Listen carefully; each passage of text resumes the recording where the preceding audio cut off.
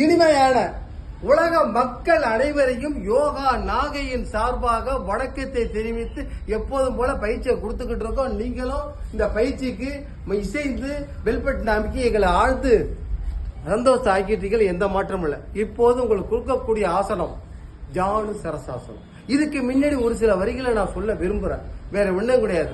சில பேர் சில இடத்துல கெட்ட வார்த்தைகள் பேசுவாங்க, கேள்விப்பட்டிருப்பீங்க. ஆனா அது கெட்ட வார்த்தை இல்லைங்க, கேட்ட வார்த்தை. ஆனா அந்த கேட்ட வார்த்தையை மாத்தி நல்ல வார்த்தையை ஆக்கலாம். இது அவங்களுடைய மனப்பக்குவத்தை பொறுத்தது. அதான் உண்மை. இதை அந்த இடத்துல சொல்ல விரும்பல. அதை வைத்து இப்ப நான் கெட்ட வார்த்தை கேட்டதை சொல்ல போறப்ப அது என்ன?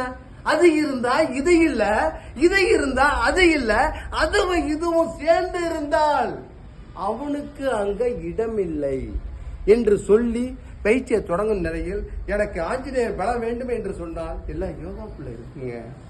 ஆமாங்க, ஒருத்தர் அடிக்கிறது பெரிய விஷயம் இல்லைங்க. ஆமாங்க, அதாங்க உண்மை. அடிக்கிற பலம் நம்மகிட்ட இருக்கலாம். அன்பால் அடிக்கிறது தான் எப்போதுமே சிறந்தது என்று கூறி ஜானு சரசானத்தை காட்ட போகிறேன். அனைவரும் பாருங்க. அம்மா நீ செய்யுமா, செஞ்சுக்கு வாங்க. தலைவரே நீங்க வாங்க. நண்பா அருண் சார் நீங்களும் வாங்க. முடிஞ்ச வரைக்கும் செய்யுங்க. எப்படி இருந்தாலும் பரவாயில்ல. கத்துக்கிறது மிக மிக அவசியம்.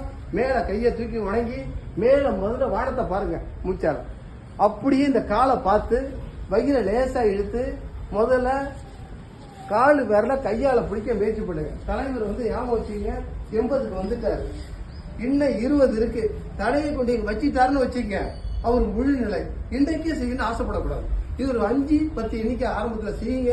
செஞ்சுட்டு அடுத்த காலுக்கு மன்னிக்கை பண்ண உடல் உங்களுக்கு இலகுவா மாறி செயற்பட வாய்ப்பு இருக்கு. எந்த காலம் செஞ்சீங்களோ அடுத்த காலம் மாத்திங்க.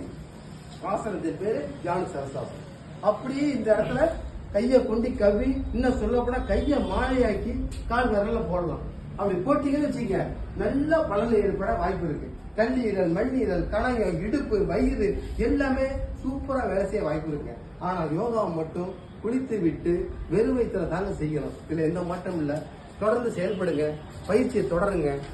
நோய் இல்லாமல் வாழுங்கள் என்று சொல்லி விடைபெறுகிறேன். நன்றி, வணக்கம், ஓம் சாந்தி.